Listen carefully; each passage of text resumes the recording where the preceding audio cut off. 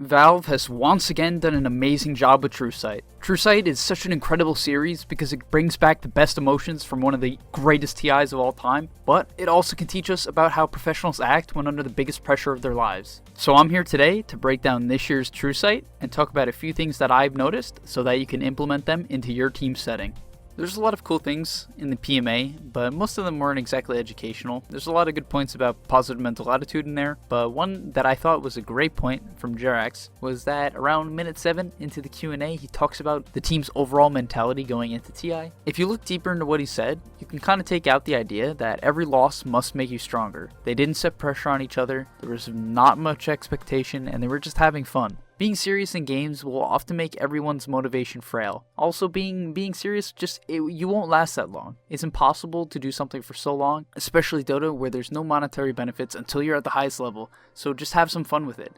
Everyone on your team must want to play together. That's the number one thing. If you're ever looking for a team, it doesn't matter what bracket you're in. First, you make sure that the people you're going to be playing with are your friends. And I'm not saying that you cannot try someone out because they're not your immediate friend. I'm just saying it won't last if you don't get along. Base. Oh no, you wanna reload into the base? No. Memes? So if you're not getting along, move on. And when you do find that nice group, just make sure you're playing Dota, talking to each other, learning from your mistakes, and that is how you get good. It's not by winning every single game because you have the highest MMR team possible. So first off, let's talk about perseverance. In this clip here, I think you can look at the reactions to mistakes between Thompson and someone like Notail or Seb. You can see how with experience, they have learned how to properly react when something bad goes wrong. Not to put Thompson down, but he would put his head down and sigh after falling behind. Seb, noticing this, shaked it off and instantly made sure to bolster Thompson by saying something like, "I'll destroy him," or anything along those lines that would give Thompson a boost of energy. I'll destroy him.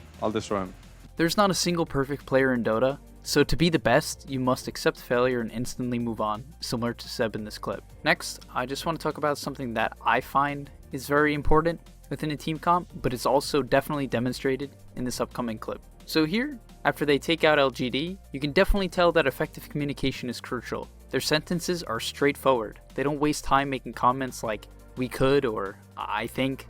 They're very straight to the point, and this helps the team move on very effectively. A little bit later on, we can see how they discuss what each other needs in the fight previous to what the fights happen. Often when people are farming in a team environment, or in solo queue, they'll never say what they actually want to happen in a fight, they'll just expect it.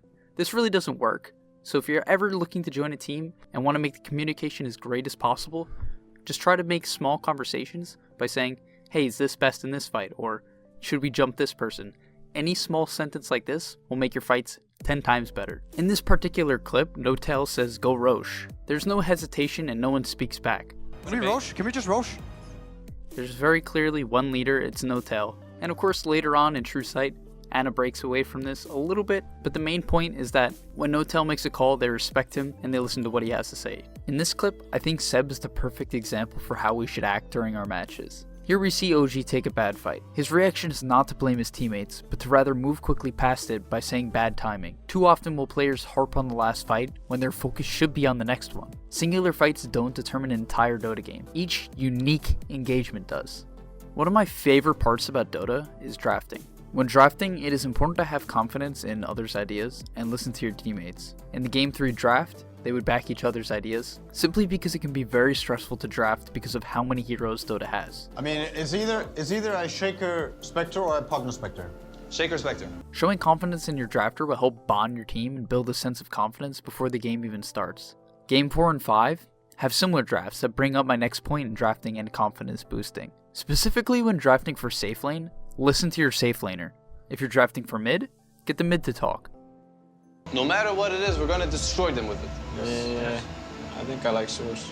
Drafts should not be a one-man process. Dota is way too complex for that. Each player must be comfortable with their hero first, then the hero should fit the draft second. Ember was nearly unseen at TI8, but they had complete trust in each other to carry the game. And look what happened. Anna dodges an Echo Slam with Yules. I mean, there's really no other carry that would buy Yules, so I mean, if he wasn't Ember, maybe that would never have happened. Before I end the video, I want to give you my 3 most important tips to remember.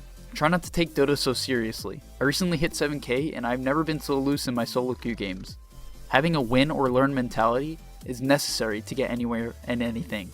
And finally, If you're drafting, talk to your teammates. On the other hand, if you're not, give your input when your role is being drafted. It will simplify the process. 应该想要出什么？打这两盒。昆卡。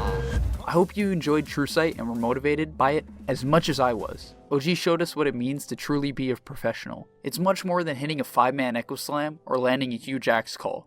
It's about keeping your composure in all stressful situations. If you enjoyed the video or learned anything about Dota at all, check out the GameLeap website where you can learn from top guides like this one for only $5 your first month. What are you waiting for? Go click the link, get your discount, and start winning games today.